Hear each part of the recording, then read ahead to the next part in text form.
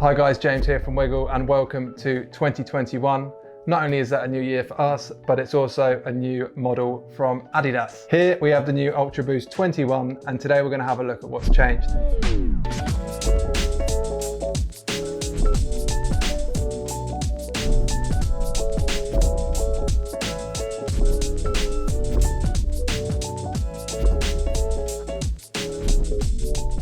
So here it is, the Adidas UltraBoost 21, and it seems that every year they're adding more boost to every model they release, and you can clearly see that that's the case with the heel on this thing. And it looks to me like it's the most boost material that we've ever seen in an Adidas shoe so far. And just at a first glance, it really looks like Adidas are pushing this towards being a performance running shoe as opposed to being a more casual lifestyle shoe that they were making a few years ago. And although we can clearly see that this is looking to be a much more performance driven, aggressive running trainer, as always with Adidas, it keeps that really clean aesthetic. So it's not just the look and the silhouette that's changed on the 21 model here, and we've got a host of other changes with materials and features in the shoe. So let's have a look at them now. So one of the updates, and I've got to say it's my favorite one to the UltraBoost 21, is the new upper material that's used on the side of the shoe and on the toe box here.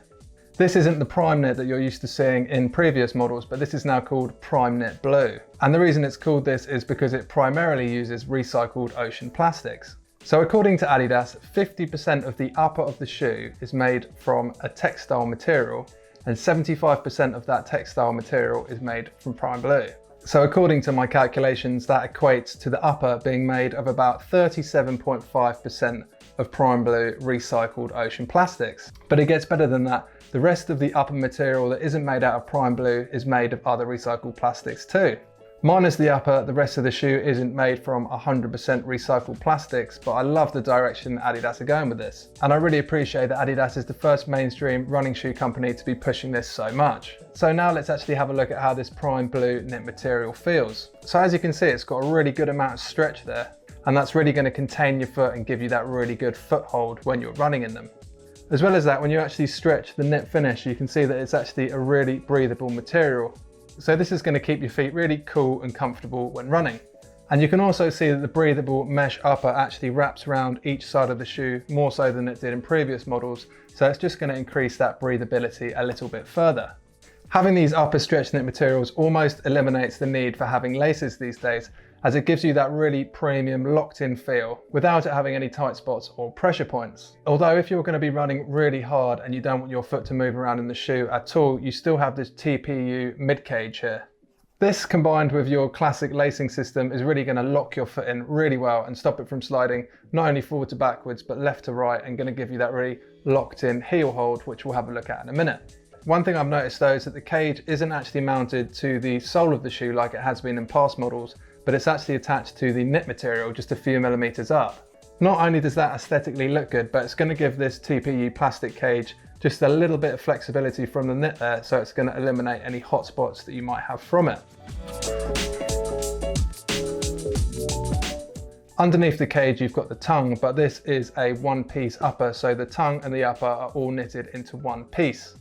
This is really good for a few reasons, as it gives you that sock-like fit, which is obviously really comfortable, as well as having that integrated tongue so it doesn't slip down either side, which can be really annoying in other shoes, as well as giving that really consistent comfort. And at the top of the integrated tongue, you've got the Adidas logo sat on a big reflective pad, which is obviously good for running at night. So looking at the heel, you firstly notice that you've got these neoprene cushion inserts that just sit below your ankle. These are placed there for comfort and to give you a real good heel lock, and that's going to stop your heel from slipping up and down to give you that all day comfort and performance. And that's about it for padding, so the rest of the shoe runs around the Prime Knit stretchy material. As well as that, you've also got the poly heel counter, which really helps get that heel locked in place. It comes with a pretty standard foam insole, which is pretty nice and comes with that classic kind of foam finish. But more importantly, if for one reason or another you need to run with a custom footbed, it's really easy to switch out. The fit, as with most UltraBoost shoes, runs pretty true to size, and they're probably slightly narrower than your average running shoe, but with this knit stretch fit construction, it does tend to pretty much warp to the shape of most people's feet. As the one-piece knit upper is designed to give you a snug fit, it can be quite a squeeze to fit your foot in. And one feature I really like is the extended heel, which then allows you to use this as a pull tab to help slide your foot in. So let's move down to the main big feature, the Boost midsole. So according to Adidas, the new UltraBoost 21 has a whole 6% more boost than the UltraBoost 20. So from looking at it, you'd probably expect that to be more like 60%, but the looks are a little bit deceiving. Although that heel boost looks huge and it looks like you're going to be standing on about 8 centimeters of boost material, your heel actually sits far lower inside it. And the reality is that your heel is actually only really sitting just above this sort of visual line that you see running around the shoe here. But is that a big deal? Probably not. This UltraBoost 21 is definitely one of the most comfortable shoes out there. And I actually feel that if they added any more boost to the heel of the shoe, it would probably start feeling too soft and unstable. The UltraBoost 21, like all the UltraBoosts before it, is still a neutral running shoe. And with the knit upper and the boost material, it's also one of the most comfy ones too. So now moving to the outsole of the shoe, you can clearly see that that has been completely redesigned. And as you can see, they've collabed again with Continental, which is obviously a great choice as these guys are some of the leaders in creating grippy rubber tires. It's not all the same on the outsole though, as Adidas now have their new LEP Torsion System, which stands for Linear Energy Push.